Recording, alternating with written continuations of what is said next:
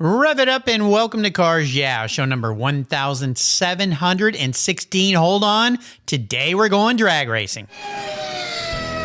This is Cars Yeah, where you'll enjoy interviews with inspiring automotive enthusiasts. Mark Green is here to provide you with a fuel injection of automotive inspiration. So get in, sit down, buckle up, and get ready for a wild ride here on Cars Yeah.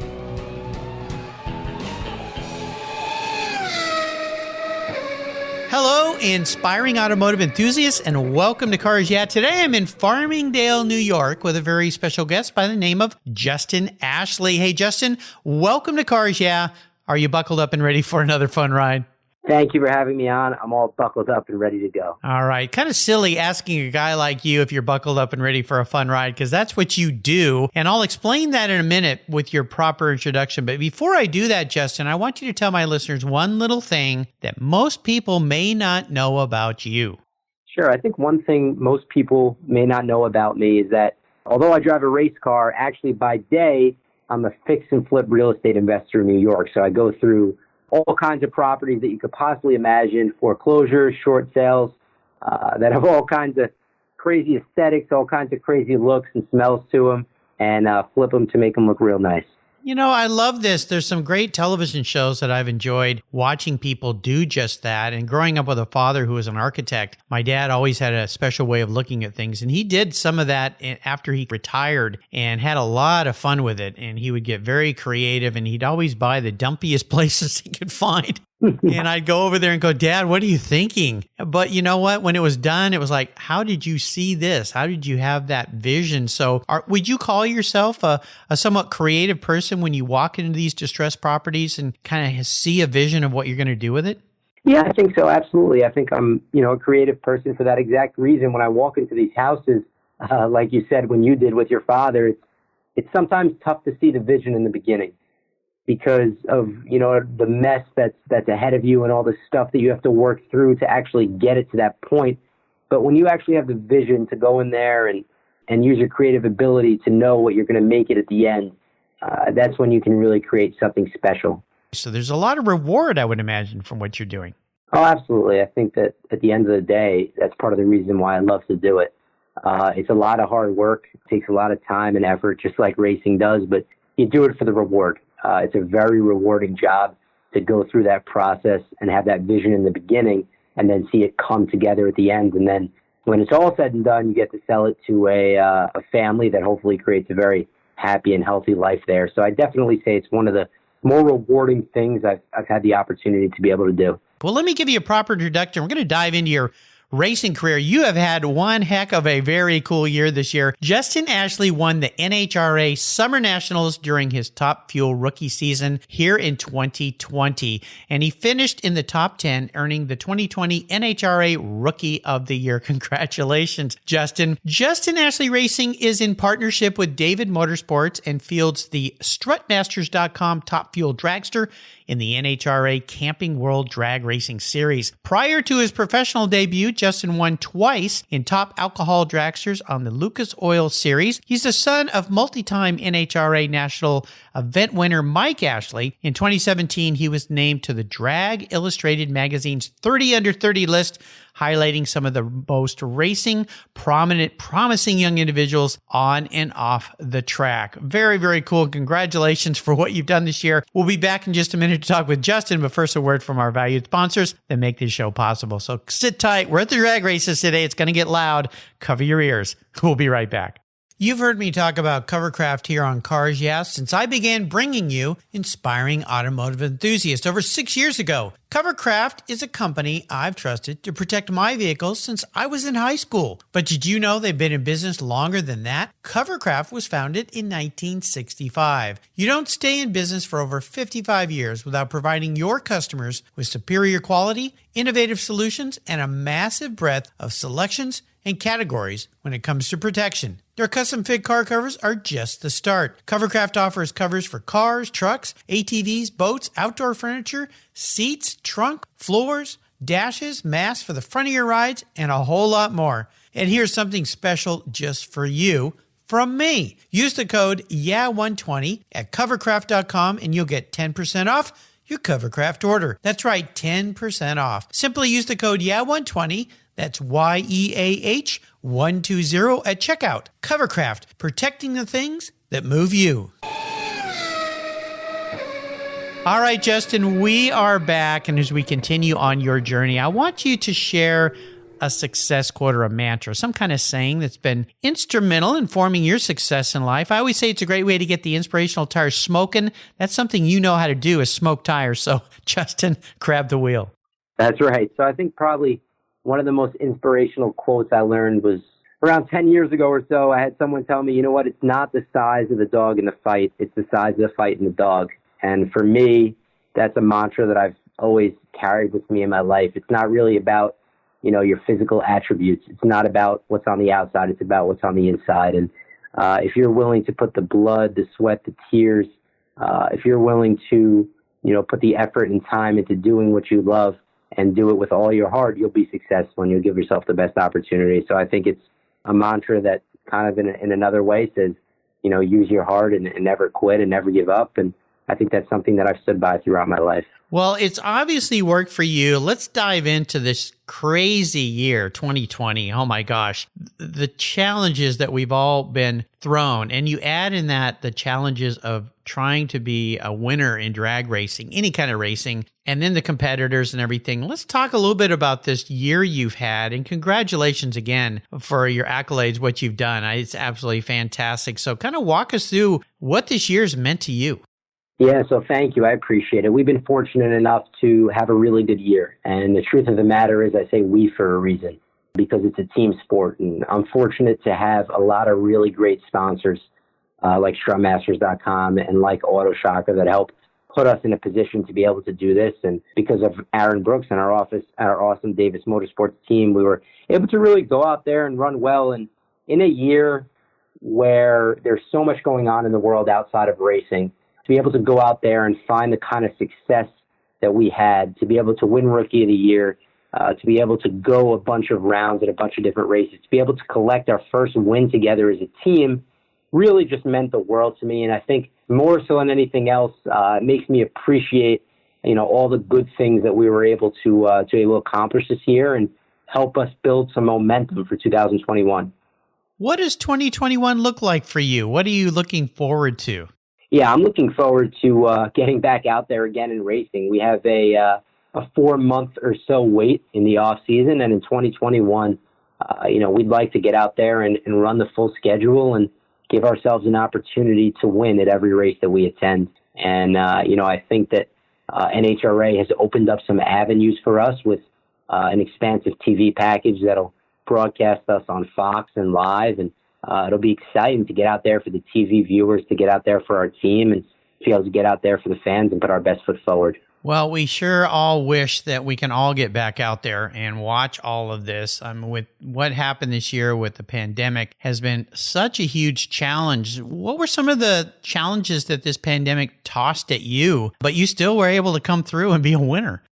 Yeah, I think that, you know, it kind of threw everybody for a loop. We raced the first 2 races of the year, the first one in California, the next one in Arizona, and then everything kind of came to a screeching halt. Just like other sports, our sport just stopped, and it was kind of at a standstill for a while. It was kind of the great pause, if you will, with the rest of the world.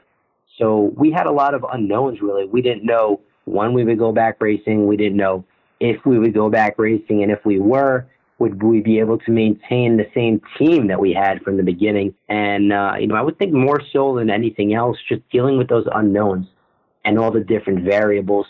We were able to obviously finish out the season and be able to race, which was a joy in and of itself with all the stuff that's going on in the world. But I think that, you know, the challenges that we faced this year and the unpredictability that we faced actually turned out to be a good thing for our team, because it was really a testament to the guys, how they were able to work through all that. And we went through some adversity, but I think it'll make us better in the long run. Well, racing is all about that, adversity for sure, not really knowing what's going to happen from moment to moment and all the challenges that are involved. What was it about drag racing? And obviously with a dad like Mike, you had some influence there, but what was it about that type of racing that inspired you so much to dive into it? Yeah, I think I just fell in love with it from the time I was young. Drag racing has always had a very special place in my heart. I love all forms of racing, but just growing up around the racetrack, being around my dad, and being around the NHRA community really made me feel at home. So I knew it was something that I wanted to be a part of. I love the sport. I love everything about drag racing. And more importantly, I love the community. It's about what happens on the track, but it's about what happens off the track too. And the NHRA has a really close-knit community of drivers, of fans, and of teams that, all come together and work to accomplish the same goal. And I think that's something that always attracted me from a young age to this sport. I've always been fascinated with drag racing because when I was young, I grew up in San Diego, and my father would take me up to Orange County Raceway. And there was a drag strip right off the old Highway 5 there. And it was just blew me away from the time I was little, the noise and the sound and the smells. And back then, maybe it's that way now, but back then you could walk around and walk up to the drivers and get them to sign things. In fact, he took me to one event, and at the end of it, Evel Knievel came out and jumped over a bunch of school buses. Now, when you're a little 7-8-year-old kid, what could be better than watching drag races all afternoon than watch Evel Knievel jump over buses? You're just in awe. But I always tell people, if you've never been to a drag race, you really should go. If you think it's something that you may not be interested in, I think it will blow you away because it does take your breath away when you guys do those passes that you do.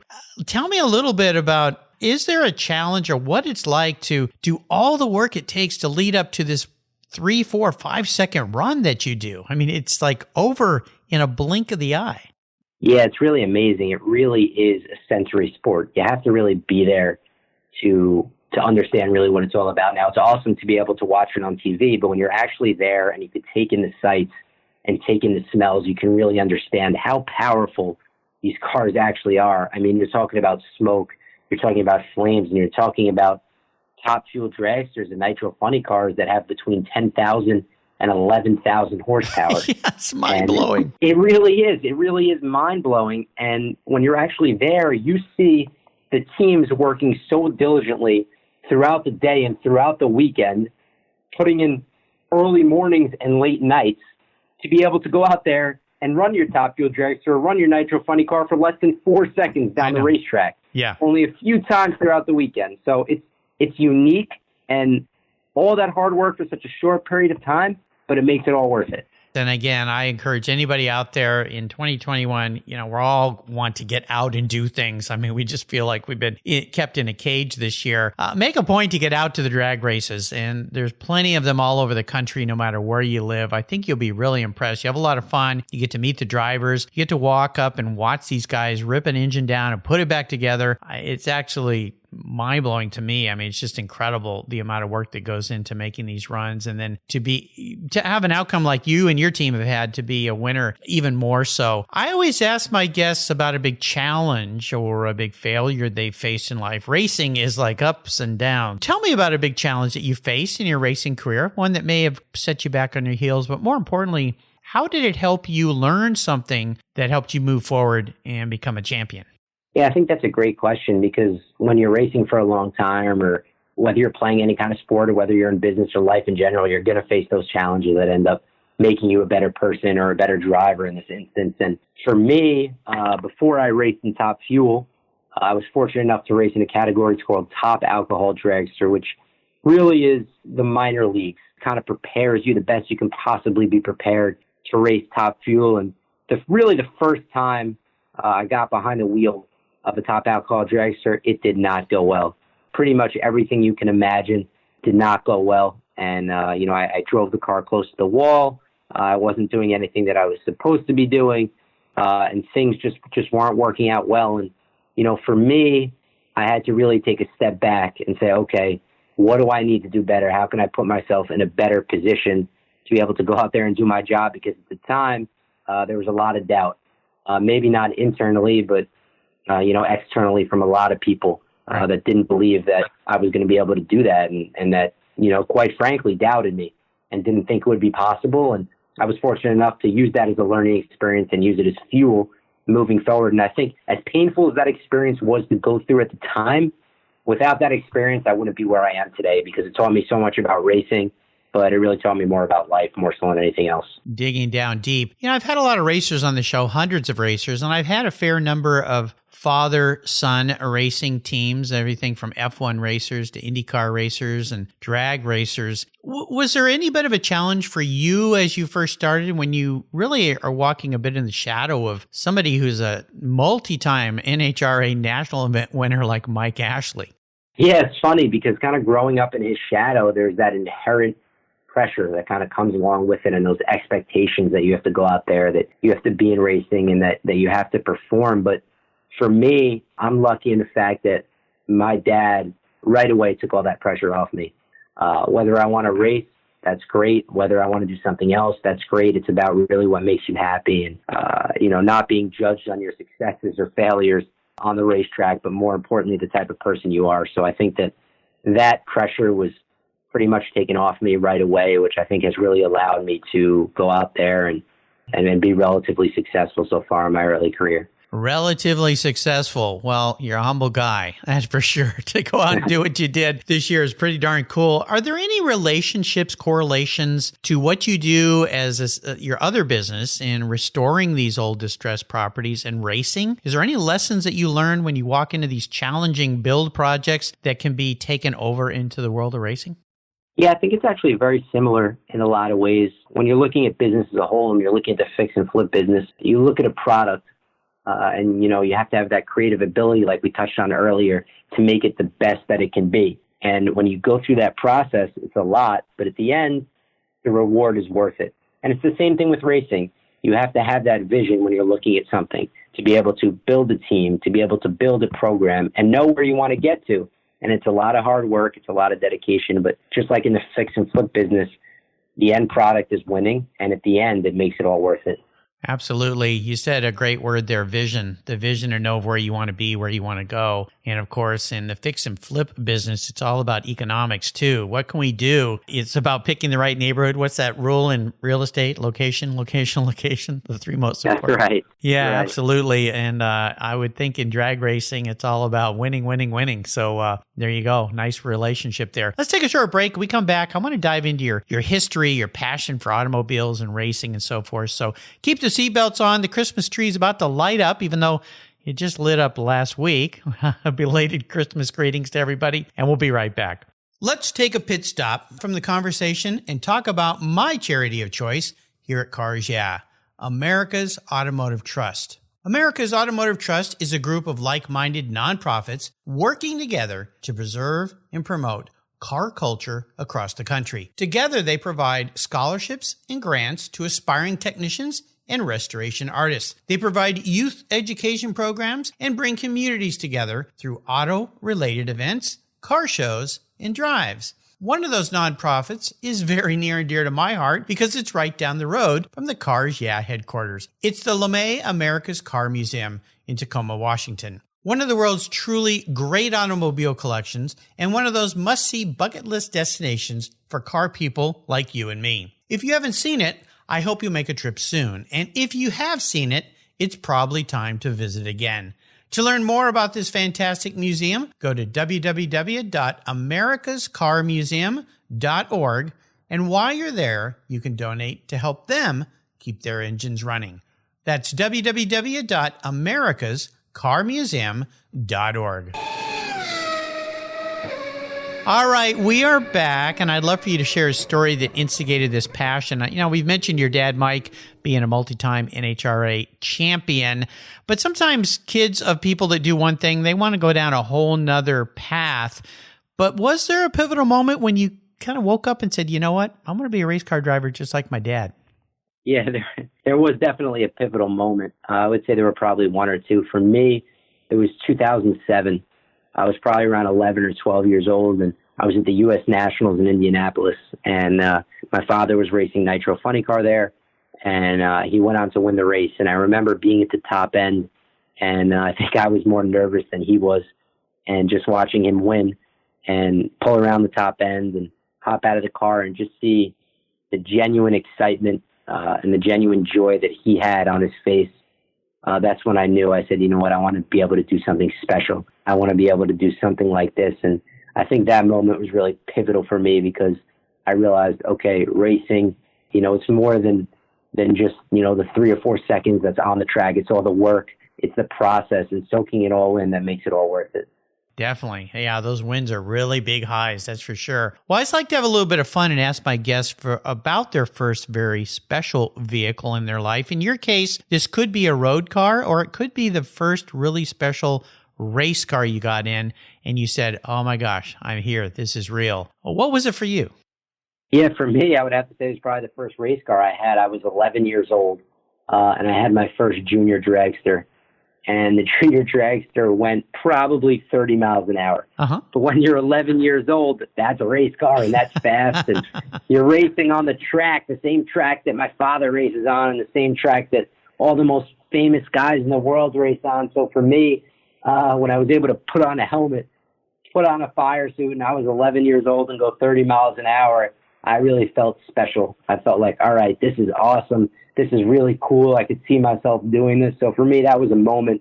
That was a special time in my life behind that vehicle. Yeah, for 11-year-old, I can't imagine that. I think at 11 years old, I was building a go-kart and going down the street and realizing I didn't really set the brakes up right and crashing into Mr. Tanone's garage, as I recall, and then having to work to fix the damage that I did. But quite different from what you were doing. Junior dragster, very cool. Well, Justin, I'm going to crawl into your head a little bit here. A little bit of an introspective question for you. If you woke up tomorrow and you were manifest as a vehicle, this isn't what you want to be. This is how you perceive your personality in a vehicle. What would Justin Ashley be? And more importantly, why? Wow, that is a great question and an introspective question. I think for me, ironically, I think I would probably be a top fuel dragster because it's loud. It's a little crazy.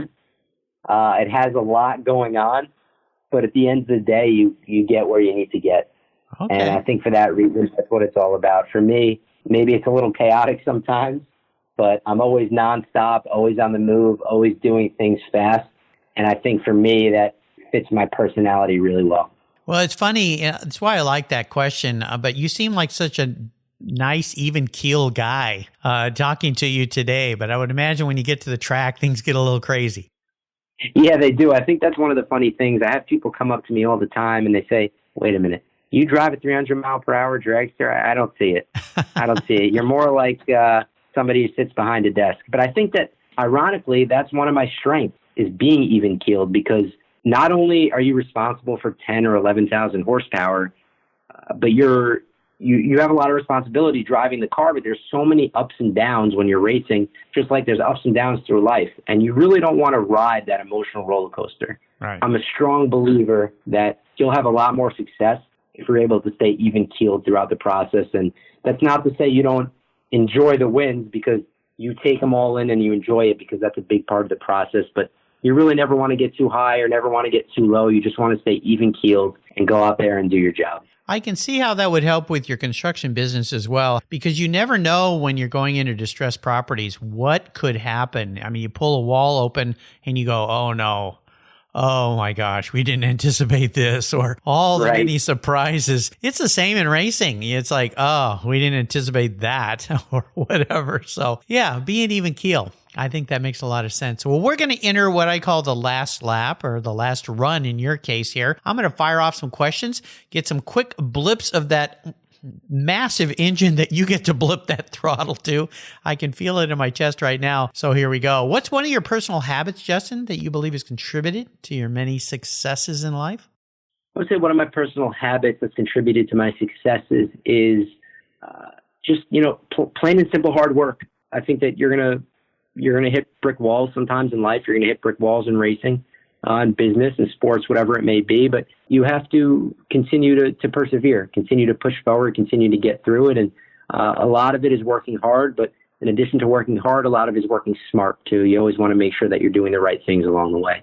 Brilliant. Now, if I could arrange for you to have a drink or a meal with anyone in the automotive or racing field, living or deceased, who would it be? Oh, man, that's an awesome question. I think for me, it would probably be Carroll Shelby. I think that he obviously having the impact he had on the automotive industry and being the smart, business-minded guy that he was, I think that he would probably have a profound impact on my life. So I think that's somebody that I would love to talk to. You know, he's the second most recommended person with that question here, Henry Ford being the first. And I think the reason, in my perspective, is he was a racer. Of course, he had to stop because of health reasons, but he didn't let that stop him from staying in his field of passion and finding ways. I mean, he just kept reinventing himself. And then he had, I mean, how many heart replacements did that guy have? I mean, it's like you couldn't kill him. I mean, he just kept coming back. And there's like a racer, just when you think, oh, he's off the track, it's the end. Nope, here he comes again. Yeah, he was amazing person. I did get to speak with him, for maybe 1 or 2 minutes at a car show. I just happened to be somewhere where he was and just shake his hand and say hello. He signed a glove box for a Mustang I had for me and got to ask him a couple quick questions, but I would have loved to have had the opportunity to have him on this show, but of course we lost him a while back there. But yeah, amazing person. Now, when it comes to automotive or racing advice, what's the best advice someone else has ever offered to you? Best advice someone's ever offered to me is probably plain and simple: expect to win. I think that a lot of times, it's like a boxer. They say sometimes a boxer loses the fight before he gets in the ring. Yeah. For me and my team, I never feel like we're the underdog, no matter who we're racing. I feel like, okay, if someone wants to win, they're going to have to come and beat us. I genuinely expect when we go to the starting line to win the race. And then if we don't win, it's more of a surprise than anything else. Oh, what happened there? Something must have went wrong. So I think the best life advice and the best racing advice anybody ever gave me came from my father when he told me, always expect to win.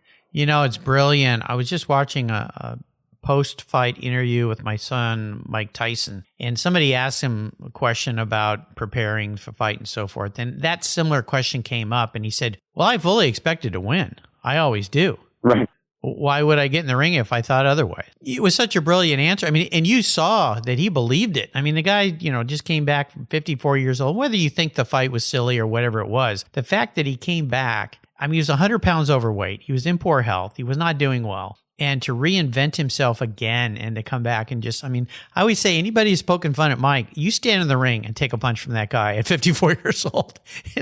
See if you're still standing. But he has that winning mindset, which racers have to have. I love that. Expect to win. We can all do that, listeners, even if you're not a racer. Every day you get up, just expect to win. Think about Justin Ashley. Now, is there a resource out there that's a go-to for you that you're really fond of?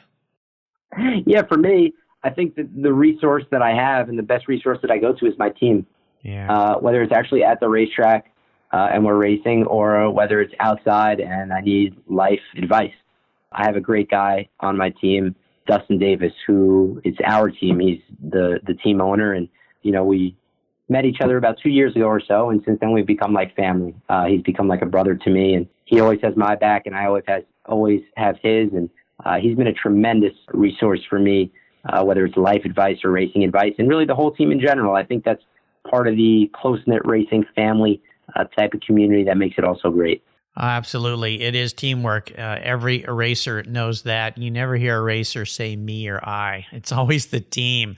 Can't do it without the team. Same way in life. Now, when it comes to a book, is there a book you'd like to share that perhaps you read this year that you gained a lot of benefits from?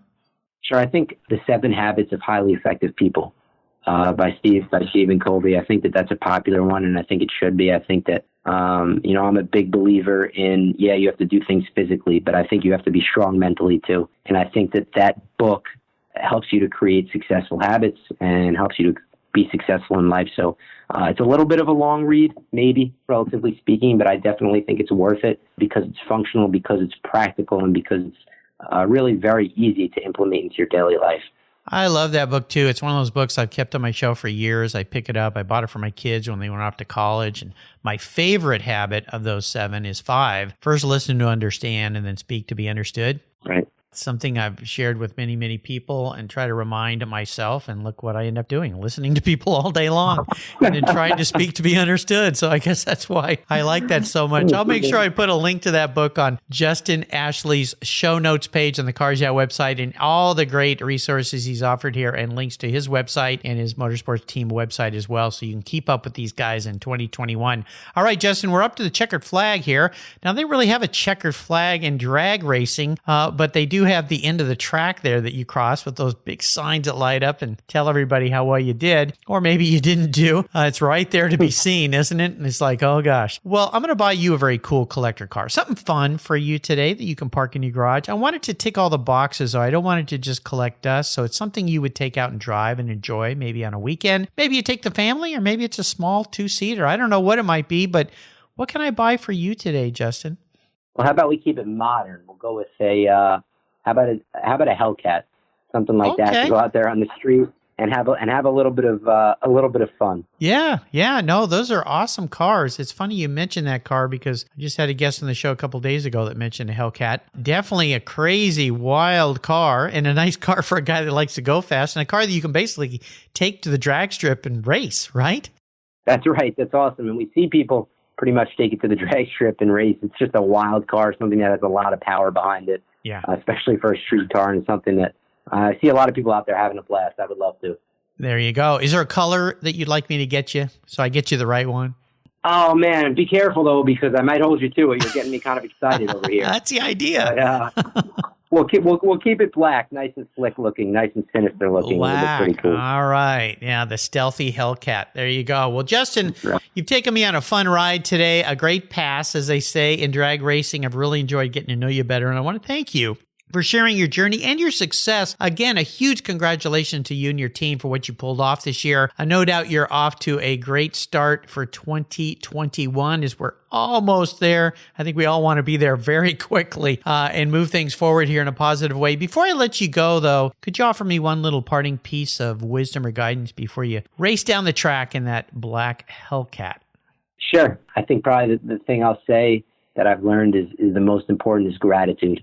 I think gratitude goes a long way. There's been a lot that's gone on in the world, always, but really particularly in 2020. There's been a lot of unknowns. Unfortunately, we've lost a lot of lives around the world because of this pandemic. But I think gratitude is an important thing. If you're here today, if you're alive today, I'm here talking to you.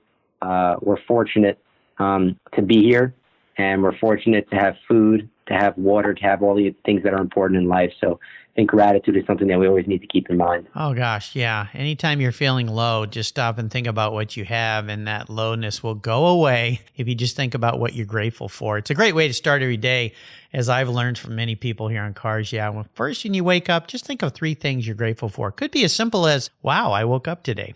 That's a good start. So, as my dad used to say, any day you wake up on the top side of the dirt is a good day. What's the best way for people to keep up with you, Justin? Yeah, they can follow me on social media, on Instagram and Twitter, at the Justin Ashley. They can also follow me on my athlete page on Facebook. You just type in Justin Ashley or visit my website, justinashley.com. All right. I'll make sure I put links to all of these things on Justin's show notes page. Good luck keeping up with this guy, but I think things are going to be even cooler and greater and better in 2021. Congratulations again to you and your team. I want to thank Elon Werner, VP of Sports Publicity at Tony Fay Public Relations, for introducing me to Justin. They do a great job repping people and introducing me to some wonderful, wonderful people, inspiring automotive enthusiasts here on Cars Yeah. Justin, thanks for being so generous today with your time, your expertise, and for sharing your successes with my listeners. Until you and I talk again, my friend, I'll see you down the road. Thanks so much. If I can see you go by, because you're going to be going by really fast, I think. So there you go. We had a great time. I appreciate it. Thank you. Thank you for the time. I really appreciate it. You're welcome. So what do you do after running a race team for 27 years with over 100 podiums, multiple Daytona wins, and a win at Le Mans? Racer and the Racers Group team owner Kevin Buckler founded Adobe Road Winery. Located in Petaluma, California, he and his team have created a winning combination with the Racing Series.